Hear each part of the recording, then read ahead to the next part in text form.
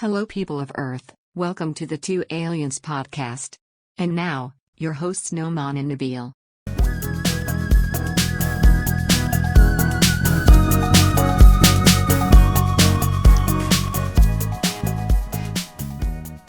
Welcome to the show, guys. Nabil, how are you doing, my friend? I'm good. What about you, big guy?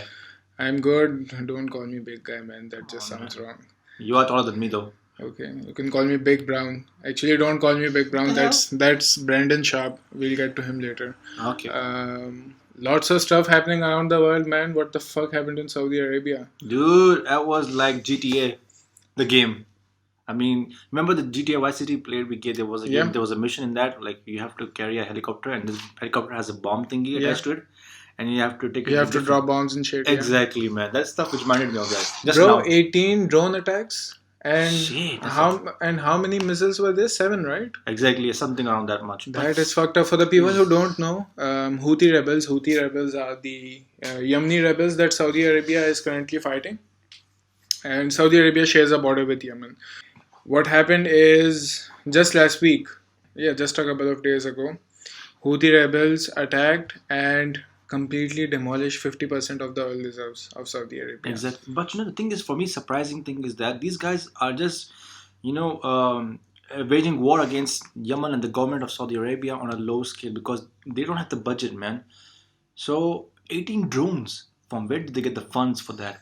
That's my question. Man, well, the first finger was pointed at Iran, of course. Saudi Arabia is saying it's Iran. Saudi Arabia's... How come? Well, they said they found some evidence. I'm not really sure, but they said one of the missiles had when they programmed it, they could tell it was Irani, and one of the missiles was manufactured in Iran. Like they had a flag on a sticker or something of Iran? No, I think the programming of the missiles. Okay, maybe it was in the Farsi Persian language. Farsi. Yeah. Oh, yeah. Okay, if it's like that, then it's obviously that's in the. I guess. I mean, I don't really know. The US and Saudi Arabia have a united stand on this. They're saying Iran is responsible for this. Iran is responsible for piloting the weapons and the intelligence to Houthi rebels, and basically instigating the attack. Right? They're the masterminds behind the attack. Got it. Iran, on the other hand, hasn't really released any official statement as of yet. At the time of this recording, that sounds fishy, man. Because Iran has simply said that if push comes to shove, we are ready. We'll be ready to answer immediately. In terms of like, well, they're saying if you attack us, we're ready. Yeah, that's what they're saying. That's what they're saying, and that's a threat, man. Indirect. I mean, telling you, that's a threat actually. I mean, like you should give a neutral response because people are claiming that you are the ones providing the drones to the Houthi rebels in Yemen.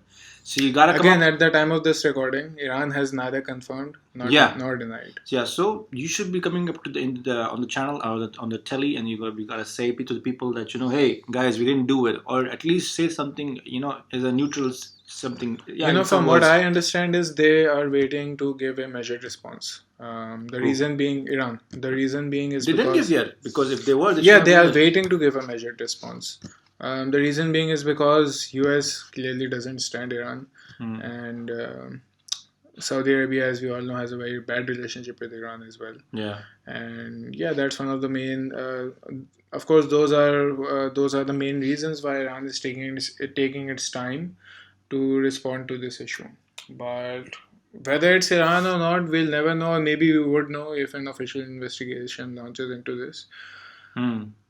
I think, man, this whole fiasco has been going on, in the Middle East. This whole thing is going on since I think last year when Trump showed up in Saudi Arabia, and once he left, the Qatar crisis also came up, and this whole Middle East region has been in like turmoil, kind of. I think so. Like the relationship between Saudi Arabia and Yemen isn't going good. Then the relationship between Saudi Arabia and Qatar is not going good. The relationship between Saudi Arabia and Iran is not going good. Yep. So it's a whole mess up over here going on. As you can tell, Saudi Arabia is the common factor in all these cases. Exactly, yeah, that's what I'm feeling, man. And on the backhand is, I don't know, the USA has something to do with also. Well, I mean, it's a very complicated issue, to be honest, man. Let's talk about the impact that those oil fields, destroyed oil fields, would have. Production, as we read in the news, some of those factories got attacked, right? Exactly, man. That's because 18 drones are coming in and they're Yeah. destroying a lot of factories. So Oil refining definitely, machinery, sorry. yes, So it's gonna be a huge loss over there. Then yeah, so in definitely. the process, production is going to be low, and as we all know, Saudi Arabia is actually one of the largest Exporters. suppliers of oil in Hmm. the world. And since production will be low from Saudi Arabia's end, you can expect a price hike in petrol and gases, oil and gas. So Hmm. brace yourselves, prepare for that. Especially countries that rely on Exactly. The right Saudi partners with Arabian. them. Yeah. Exactly. So I guess it's gonna be. You're absolutely right about that. Not just USA, but even other countries also gonna be having this huge impact. Price hike will go up, Exactly. and yeah, expect the And worst. and yeah, right now we don't know how long it's going to take for Saudi Arabia to recover from this. And I mean, imagine that you've destroyed 50% Shit, that's a oil lot, reserves man. of one of the largest exporters of oil in the world, man. That's bad news. I'm telling you, man. People are gonna be suffering on that, and like a lot of not just Aramco, but I think even the other businessmen over there, they're gonna start having second doubts. Should we Yeah. invest in this country? Because now and then, there are airstrikes, not just by drones, but even rocket missiles. They end up in getting entering into the Saudi Arabia territory, and yeah, so it can be unsafe for the investors over there. Yeah, I think that's a very good point you mentioned because Mohammed bin Salman, who looks like he's the heir to the throne, right? Because He will be, he's been very active. His father hasn't yeah, been active. His father is getting old, so he is basically the de facto ruler right now. exactly. And he has this Saudi Vision 2030. So he wants to bring in more investment. He wants Mm. to. In the past few years, Saudi has become a lot more progressive, so to speak, because they've opened a few cinemas, and women are Yay. finally able to drive there. No, Yay. and About the woman driving thing, I'm interrupting you. yeah, MBS tries to claim that he's the one who started this initiative, but yeah, actually they are the female rights who are still underground, put up in the prison cells, and have, like there's no information about them where they are right now. But they were the ones who started this whole thing of letting the female to drive the cars. right. But So if a message, MBS is trying to claim that no, I'm the one who started this thing initiative. In my opinion, it's false. It's not true. again, at the end of the day, it's a party making the decision, man. It's not about, Okay, obviously, the big especially guys. in countries where the media is like really controlled. Hmm. But anyways, that's what MBS wants. He wants more investment in the country. Okay, Yeah, it does though. and this attack, as Nabil mentioned, is a direct threat to all the investors that your investment is not safe here, and that's something to consider about. Again, there's been a lot of turmoil internationally. We Yeah. recently found out that The Far Taiwan, East. the Far East, yeah, Taiwan is sending 2,000 gas masks to Hong Kong because of the Hong Kong protest. You'd be surprised it's been more than 100 days. Yeah, that's a lot actually. Yeah, it's That's been a lot. it's been more than 100 days of protest. I mean, the protests haven't really died down, okay, but It's like people are losing interest a bit, but their sentiment still remains. yeah, me And like just to give you a background on why Hong Kong is protesting, I'll let Nabil take over. well, basically, I'll try to keep it short and simple. The Communist Party in mainland China is they made a rule that the people of Hong Kong, if anyone is caught up, doing any crime, they have to be transferred over to the mainland China, where they'll have their court sessions and everything. The issue basically is that the Hong Kong people are saying, but if a guy is caught up and put in cell, he should be remained in the Hong Kong prison, and all the cases should be done in Hong Kong within that over there. But if you, for example, if a guy is caught up, ends up going to mainland China, you never know what will happen to him. Where is he? Which prison is he kept in, and where his court hearings will be. So that's why people are freaking out about that, and there are a lot of human rights issues also in terms of mainland China. So that's why they are protesting, and they are saying that be it any nationality, with living within Hong Kong, they got to be persecuted within Hong Kong only. So that's why they're coming on the roads. They are protesting, and strikes have been going on, not just on the roads, but even subways and metros in different locations.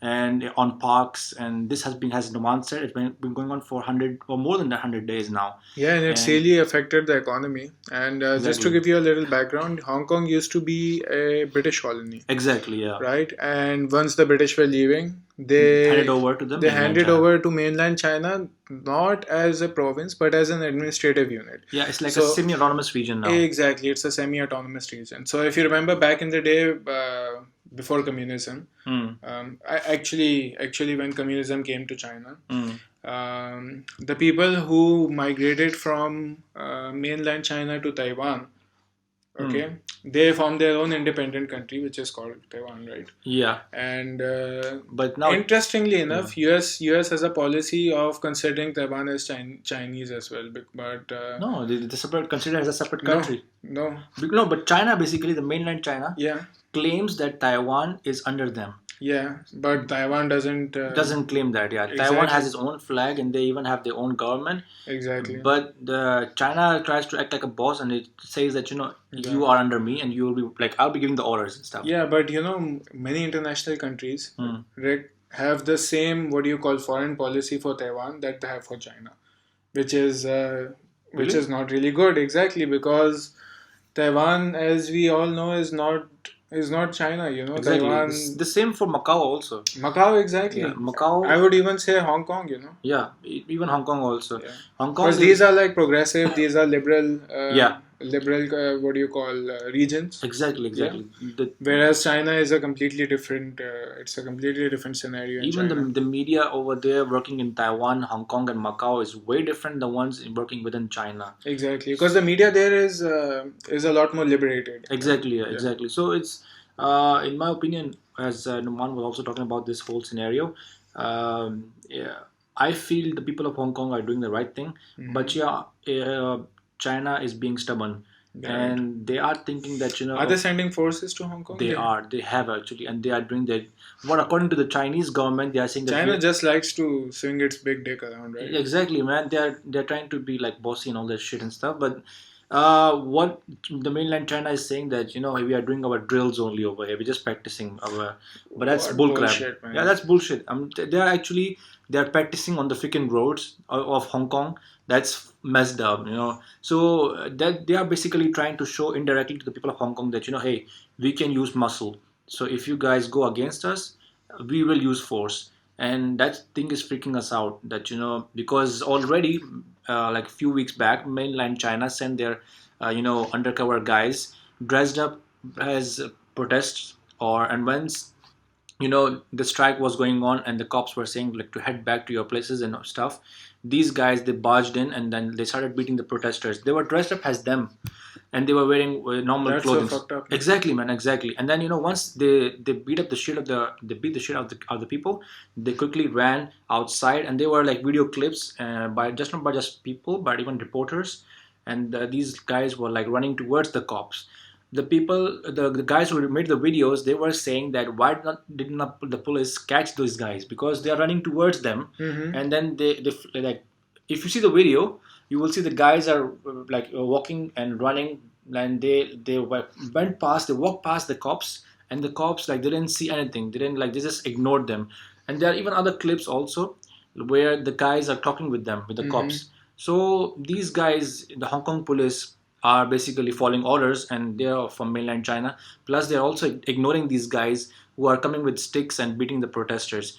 So it's kind of a messy situation. China, basically mainland China, is trying to find ways to, to silence the crowd. Okay. But I gotta salute the Hong Kong people though. As Numan said, it's more than 100 days, and they're still going for it. And I feel, if it was another country by now, if it's in Southeast Asian country where it would be long over by now.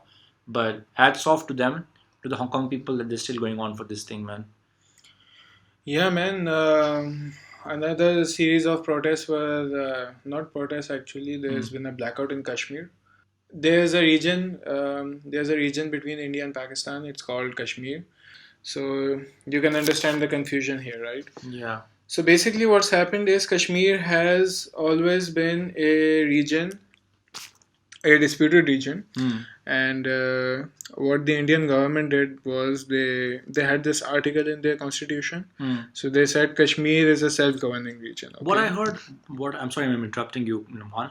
What I read the stuff back in the history books and everything is that the Maharaja, the king of Kashmir, before or during the independence era, when Pakistan and India was coming into existence, this guy, he sold out and he gave it his portion of whatever the land to the British guys to decide what to do with it. While the people of Kashmir, they wanted to have a separate country, or they wanted to join with Pakistan. I'll be honest with you, the textbooks have very varying, the history books have very varying accounts. Yeah, that's what I said. I gave 2 opinions actually, 2 points.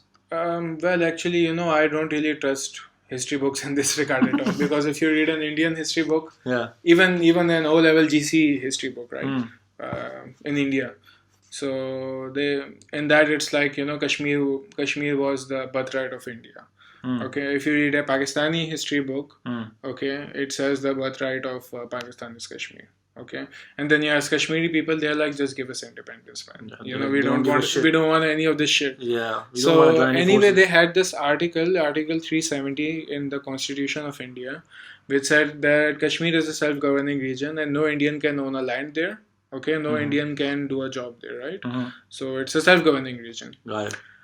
So what India did was India just threw that article out of the window, and they sent the army, and they completely blocked out blocked out all forms of communication. Okay? Yeah. So it was a complete blackout in Kashmir.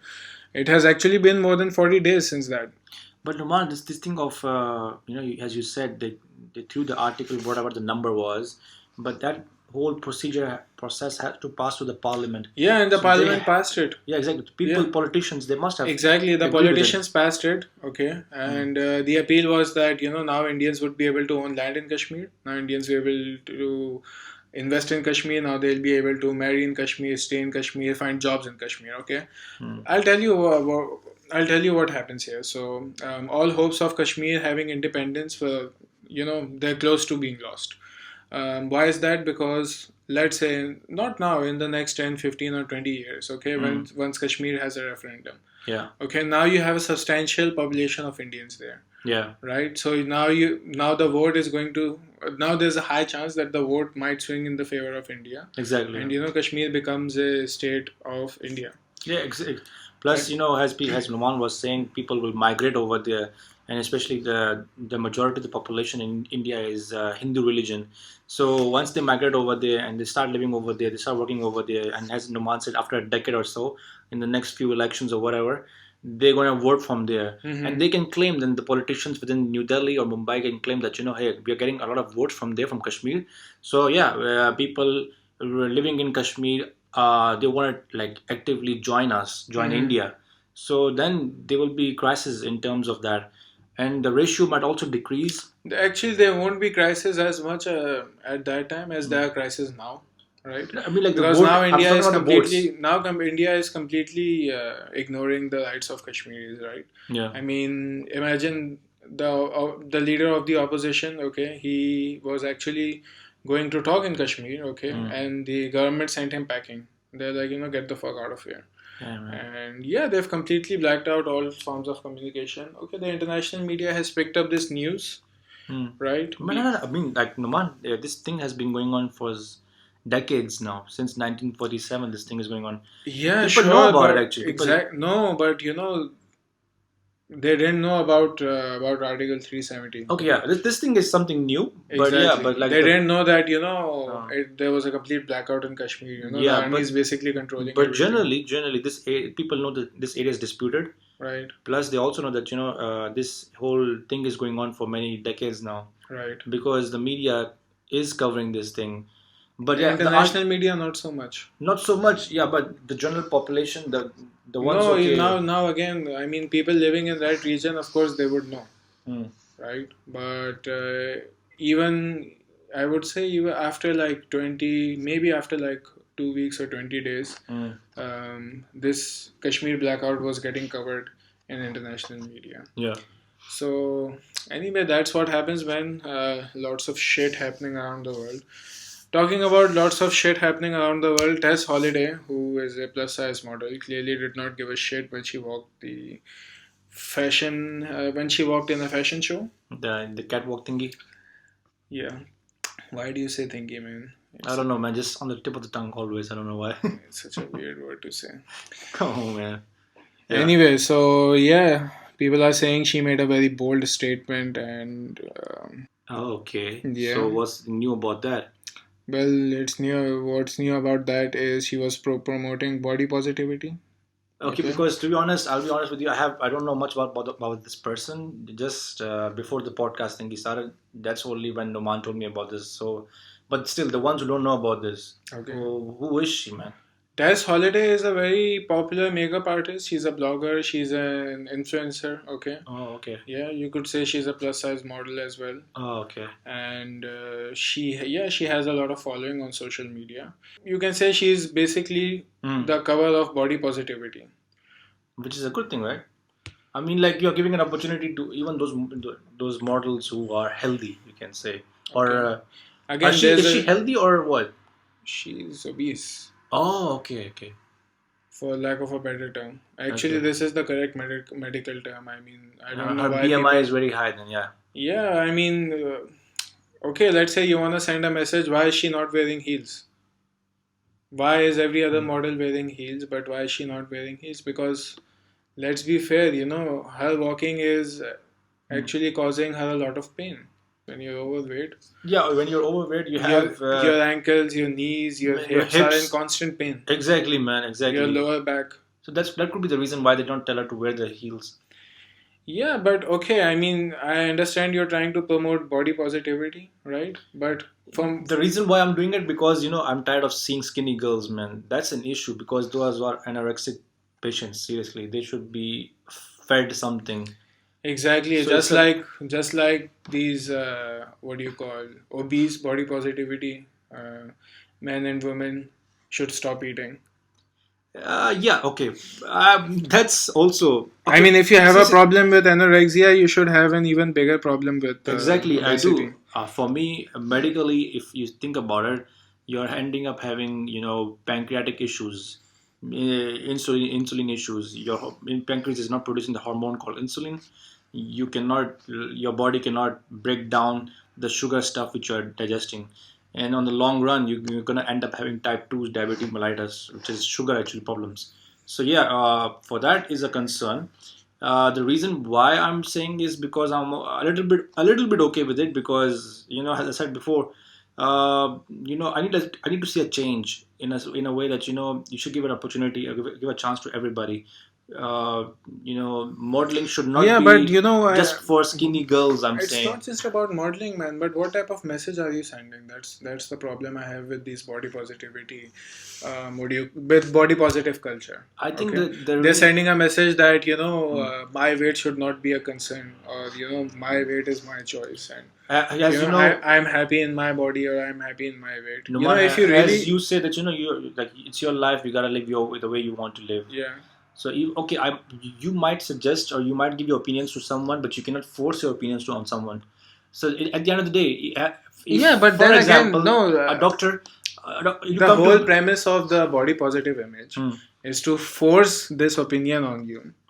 Okay, literally shove down this opinion on you that having a big body is okay, and having a big body doesn't mean I'm unhealthy or I'm unhappy.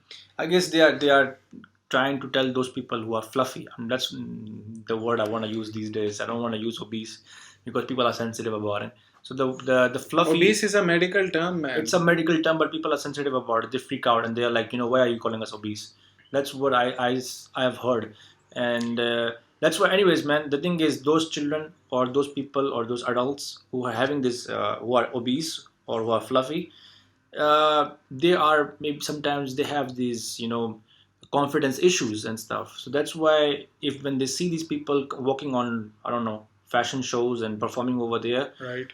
they kind of feel confident. They start believing in themselves. They believe that, okay, fine, I cannot lose my weight, but at least I can. No, but why can't you lose your weight, man? That's the type of shit mentality that that I can't understand. Okay, you can lose your weight. Okay, fine. You can go to the gym, or you can go outside and Listen, jog. if you're trying, okay, if you are trying to lose weight, I love you. I love you seriously. Okay, but if you're going to give me this bullshit argument that you're happy in whatever shape you are, okay, and that it's not affecting you, okay, and it's not affecting your health, stop kidding yourself, man. Okay, you cannot be healthy and you cannot be what do you call physically fit, okay, if you're obese. Yeah. That's impossible. It's literally impossible. Exactly, yeah. Yeah. So, anyways, that was twice, yeah. But anyways, the thing is, man has said before that, And to be honest, the what do you call it, company, brand, or event organizer, whoever organized that fashion show, they clearly do not give a shit about Tess Holiday. Okay, they clearly do not give a shit about her. All they want is the views. Okay, and they have this. They want to protect their brand image. Plus, they want to sell their products. Yeah, and exactly, and they want to protect their brand image.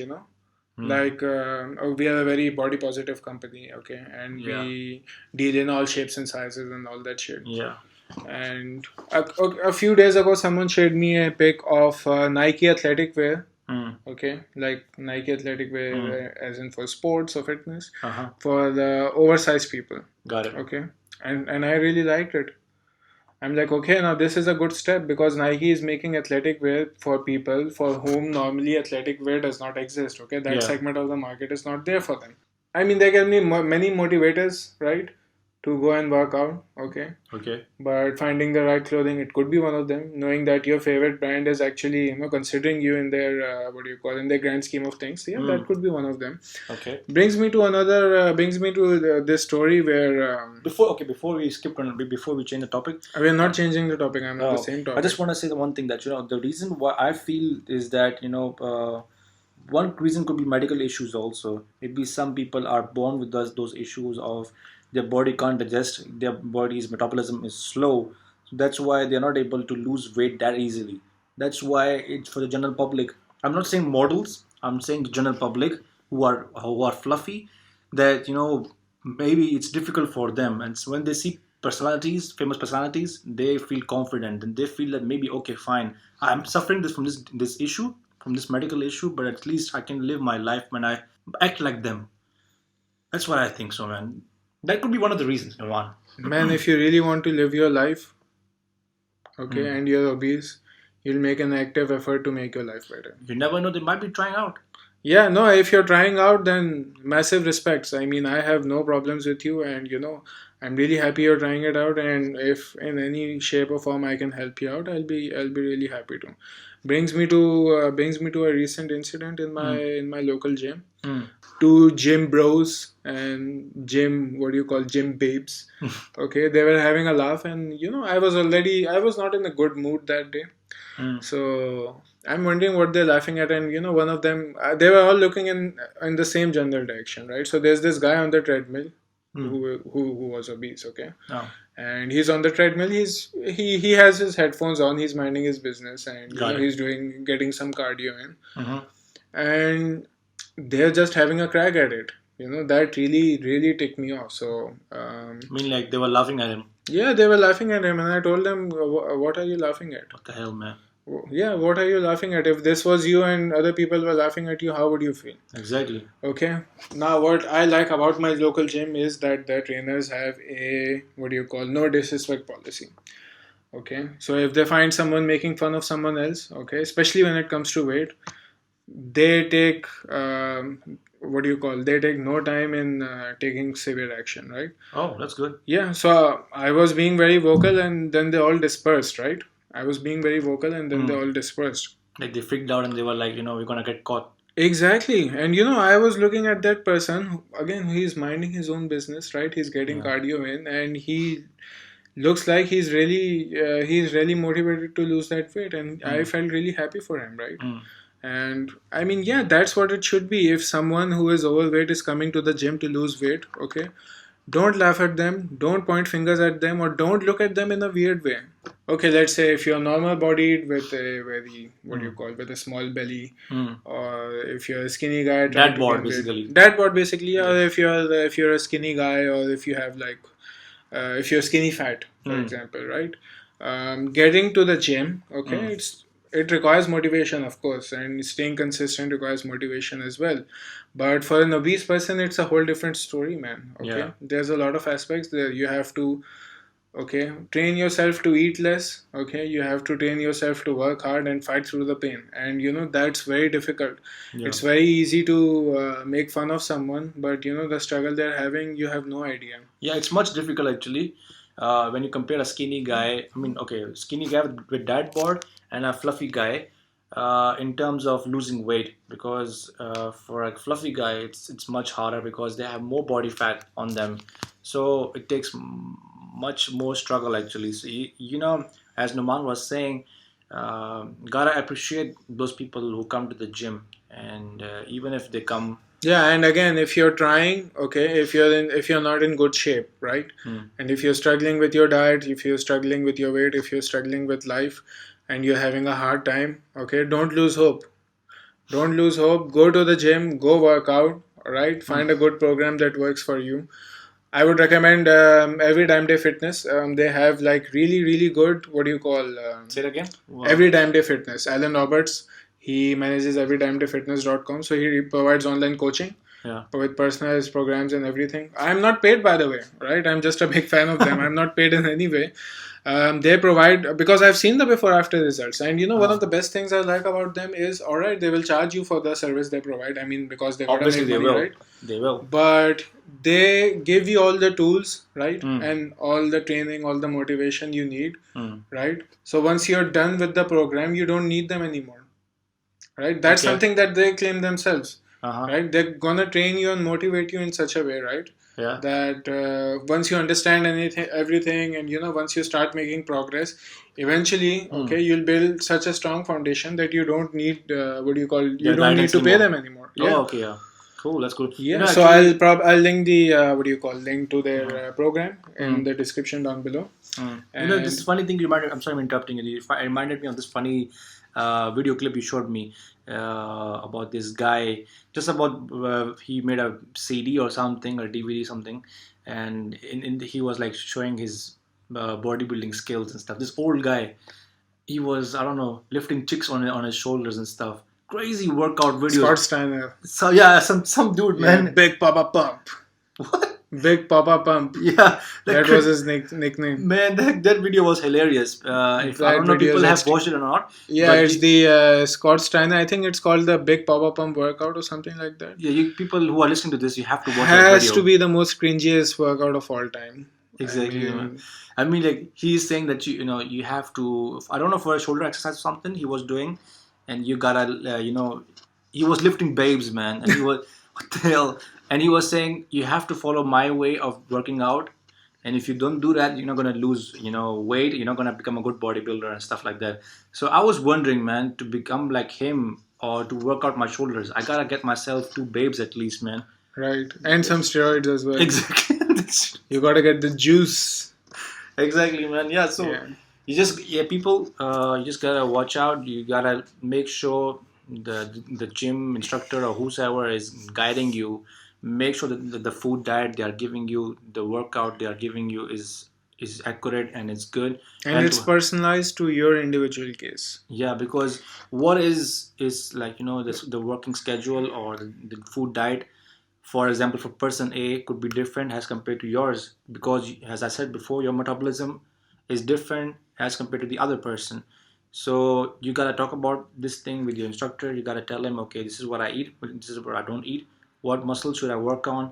And that's about it. And just a parting message that if you've taken the step to better your health, right, or if you're in the process of taking that step, take that step. You know what the side effects of working out are? Nothing, right? And you know what the side effects of of being a slacker or not caring about your health are too many to list, not just physically but mentally and emotionally as well. Exactly. Yeah. Yeah, and on that note, we'll end today's podcast. Thank you for listening. If you like the video, please like it. Duh. If you didn't like the video, you can dislike it as well. Leave your comments. Let us know your thoughts. And Subscribe to our channel. Yeah, subscribe to our channel and click on the bell icon to receive notifications. Exactly. Yeah. Okay, that's Nabil and Noman signing off for today. We'll have some more stories lined up for you next week. UFC coming up. We'll surely discuss that as well. And that's all for now. Take care. Peace. Bye. Thanks for listening. We hope you liked the podcast.